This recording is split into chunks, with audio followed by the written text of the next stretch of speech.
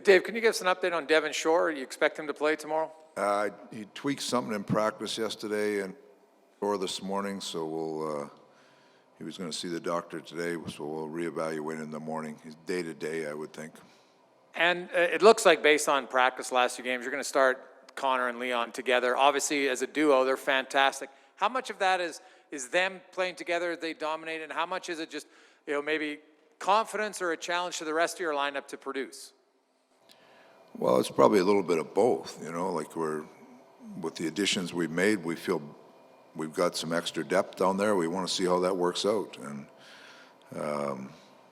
Connor and Leon have a great track record together, and Hyman coming in and Fogle coming in and Derek Ryan give us some of that extra depth. So we're going to see what we have early. Can you give us Cassian was out there, but does he have to? Yeah. Does he have to get through today's practice before you'll say for sure he's? Yeah, he's seeing some doctors this afternoon or he's got to go through a test and some doctors this afternoon. So we'll see where he gets in the morning. And in Turris's case, because Broberg's up physically, does he have to wait through the first game before you can play him? No, he would be available tomorrow to us. Thank you.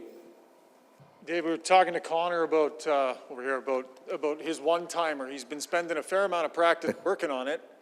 He produces all this offense, and he's still trying to figure out different ways to do it. What do you make of that one-timer? I think he's jealous of Leon because Leon scores a lot like that. No, it's funny. Leon had that one little play on the power play where they tried it for years, where he got it on his backhand, and then he finally scored one in Nashville, I think it was last year. So Connor's trying to find one on a one-timer this year. That's the goal. I think after he gets one, it'll be move on to the next thing. But he did talk about how just always trying to push forward and find different ways. Like, he said shooting never really has come that naturally to him, and it's a kind of a tough thing to learn. What does it say, I guess, about him? His shooting is actually really good. Like he's got a quick release on shooting. It's just the one-timer is, he just hasn't been in position. He's usually the guy feeding the guy for the one-timer, then getting it. So you're right. It's great that he's looking to add to his arsenal every time he can get a chance. So that's great. Players do that, and it's fun to watch him do it because the guys are kind of giggling when he's does it in practice. That, and I think he'd like to try one of those ones on the goal line that Leon scored last year too. So hey, you love it. You love it when guys want to get better. Dave, have you coached a player like Leon who doesn't seem to even have to look at the net when he's on that one-timer? He scores a lot of goals on the short side with almost no room.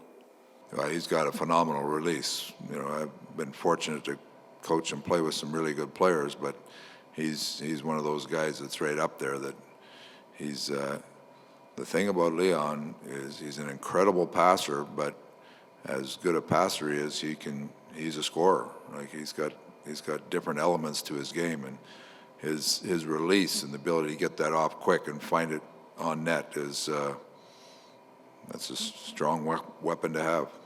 And update on Sevier? Are you still talking to Ken? I think they're still talking. As of this morning, I walked in there and asked him if he'd talked to Ken yet. He said he hadn't. I asked him if he was practicing. He says he is. So that's all. That's as far as I got with him. So he practiced. We'll see what happens today. Okay, thank you. Hey, Coach. What is your message coming into the season to Evan Bouchard, and what are your expectations of him now that he essentially has a full-time role on the team? Well, the message is simple. When he came to camp, he had to earn a spot still. Like there was a spot open for him, but he had to come in and play well to earn it. So that was the first message. The second is, the maturity that he's gained as a player and the experience he's gained, from how he's played and been around here, all those things, they're only good if you put them to use. So he's come in, he's in great shape, he's played well in camp, and we expect him to continue to grow in the season. But he's got to, there's still steps for him. He's a good player now. I think he can be a way better player.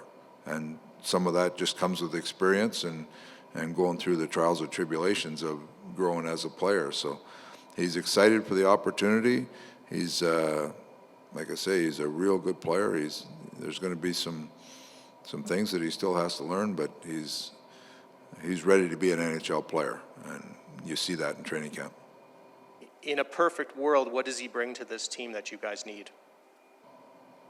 Brings a lot. I mean, he's a puck mover. He's a smart player. We've got him into both sides of special teams. He's a good all-round player. He was drafted, and everybody thinks about the offensive gifts he has, but he's more than just an offensive player. He's a solid two-way player. Dave, after all the extraordinary things that Connor did last season, what does the next step of Connor McDavid look like? You were talking around the edge of that a little earlier. What's the next step look like for him? I think it's for him. It's not about individual stuff. It's about team stuff. He wants the team to take the next step. He understands his role on this team, which is a big part of it. And part of it is the play. Part of it is the captain. I mean, there's a big role to fill on there, but he wants the team to have success. You know, he understands that everybody else has to do their job and has to chip in just like he does. So, you know, a player like that, he plays his game. He's confident he can play his game, but he wants our team to be in the right place too, and that's a big part of his mindset right now. Dave, Adam Larson left. He was an alternate captain. Who is taking his spot? Nobody right now. I'm going to leave it at 3 right now. Okay, thank you. Dave, talking to some of your players, there's this really strong sense of optimism and confidence about what they have here and what they're going to accomplish. Does a coach look through it in that same lens, or are you more of a, I'm going to wait and see until I actually see before I... No, I'm more about the process. I think we got to, you know, we've had a good camp. I'm enthused about the camp we've had. We've had some players step up and play, and seemed to get a little more. We've got players in roles, you know, on lines. So you like some of the things we've done, but that being said, it's a little bit different this year. You know, last year you get basically no exhibition games, and it's 56 games, and it's a sprint. This year you got to continue to build. You got to look at where you are at the end of training camp, and you got to continue to build your group. It's not everybody wants to get off on a good start. You're going to hear every coach in the league say that today. They want to have a good start, but for me, it's about making sure our team game's in place, making sure you have players playing up to their capabilities, understanding their roles, and understand how we have to play as a team. And I think if we do all those things and get going, we can be a real good team. But I'm always out of the adage, confidence is earned, and we've had a good camp, so you should feel good about what we've done, but we haven't done it in the regular season yet, so we've got to go earn that confidence, earn the right to be a playoff team.